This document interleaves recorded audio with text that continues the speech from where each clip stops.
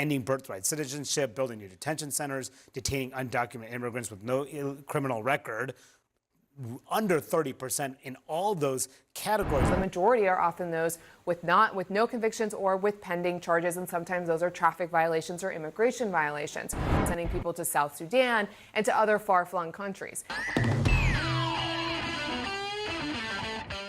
More and more Americans are coming out against Donald Trump and MAGA's horrendous and racist immigration policy, as is being reflected in the polls, showing it's really only him and the cult that is calling for this cruelty. So if you can, leave us a like on the video. It gives us a big boost in the algorithm. It lets us know you enjoy the content. And let's hop into a CNN panel discussing just this. When it comes to deportations, 55% think Trump has gone too far.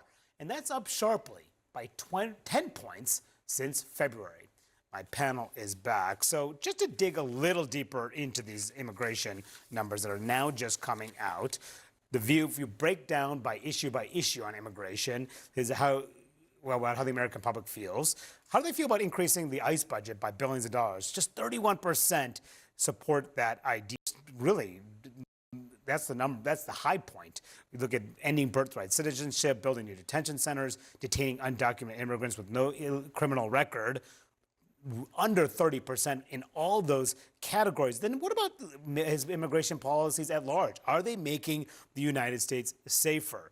53% of the country says no. No, they're not. And then the last point here is the federal government carefully following the law on deportations. The answer overwhelmingly is no. 58% say no. And you have to remember to put this into context. This is Republicans' slam dunk issue. It's their last one that they have. What Trump led his entire campaign cycle on, what he put forth first in his messaging. Now he's horrendously underwater. He's losing trust with the American people on it, and it's growing increasingly more unpopular, as recent polls show as high as 78% of Americans support a pathway to citizenship for undocumented immigrants with no violent criminal record. Trump and MAGA is not where America is on this issue clearly, which will and should cost the party. And it's because Americans are waking up to the fact that their daily lives and their day-to-day lives, they've never felt negative effects from the presence of these immigrants, right? Many of them are not victimized by immigrants. Immigrants commit far less crimes, far less violent crimes specifically. Many of them are not having their jobs taken. Immigrants typically boost wages and create jobs more than they take them, and work jobs left or deemed undesirable by Americans. And some even provide benefit to their said neighborhood or area, or these people, whether it be the jobs they filled, the role they filled, friends, family, whatever it could be. And now all of a sudden they're seeing these people, these mothers, these workers, children, even US citizens falling victim to being aggressively targeted based off their race, their accent, and other things around their culture and their being, their identity. Their rights are being violated, all as faceless agents walk the street picking up brown people left and right, whether citizens or immigrants. In March, for example, he had invoked that sweeping wartime authority that led to Venezuelan migrants being sent to the prison in El Salvador, including Abreu Garcia, Salvadoran national. He was part of that mix.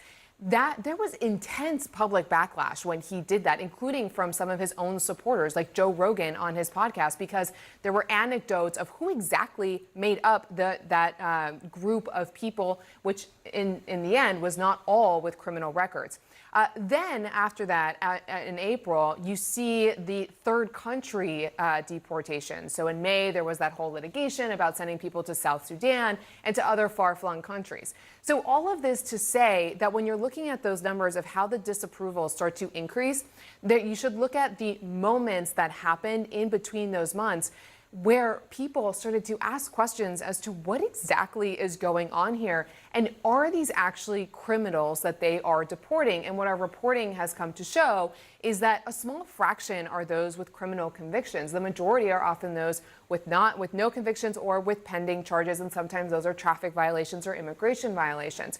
Spot on, and that's why the question should always be why. Always ask MAGA voters why, because all of them are unprincipled. Many of them are bigots. Go look at Mehdi Hassan's Jubilee if you don't believe me, to see where MAGA, the right in this party, is and what they actually believe when they feel confident enough to go mask off. But many can't answer, for fear of going mask off or not realizing that the true answer is just quite literally racism. That is the motivating factor. There's no legal or economic reason to deport migrants to a country ravaged by genocide and civil war that they're not from, have never been to, and don't speak the language of. There's no legal reason to refuse a migrant due process. There's actually legal reasons, on the contrary, to not do that. There is no reason to forego probable cause and instead target people off of their race or accent. None of these individual acts have justification, let alone the overarching goal not having justification of mass deportation, not having justification in that it doesn't solve the proposed issue. What, do we just do mass deportations every 20 years? How about you actually fix the issue?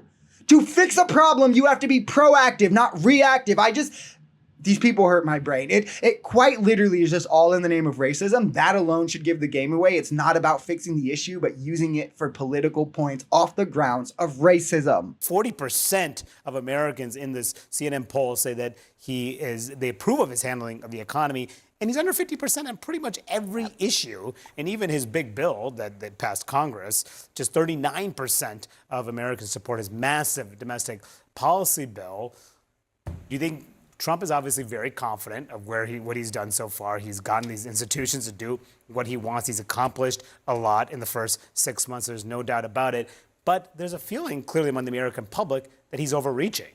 Right. I'm going to be really closely watching that number with the economy and tariffs. We know that a lot of trade negotiations are still on the table right now, whether with the EU or with other countries around the world.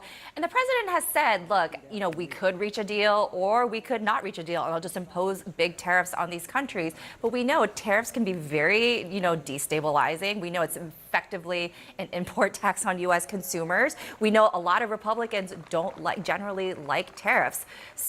And here's where I feel the need to again remind people, because MAGA will undoubtedly start lying about this to help with their cope. Trump came into office with a really strong economy handed to him by Biden by all metrics. You can't point to a metric that showed a negative trend or a weak economy, with prices dropping as well. All Trump had to do was literally nothing. He could have done literally nothing and just claimed credit, and he would have had a strong economy right now. But MAGA economic policy, what MAGA voters signed off for, what Trump has put into action, has single-handedly shifted the trajectory of America from a positive trend to a negative one, with negative economic growth, rising prices, bad job numbers.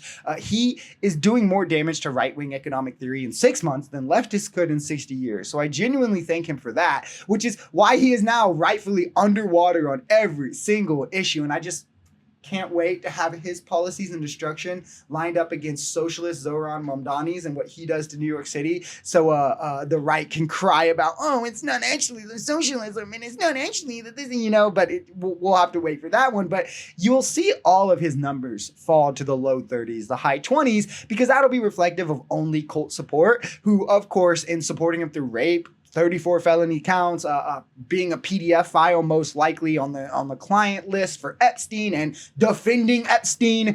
I mean, those people will never leave his side.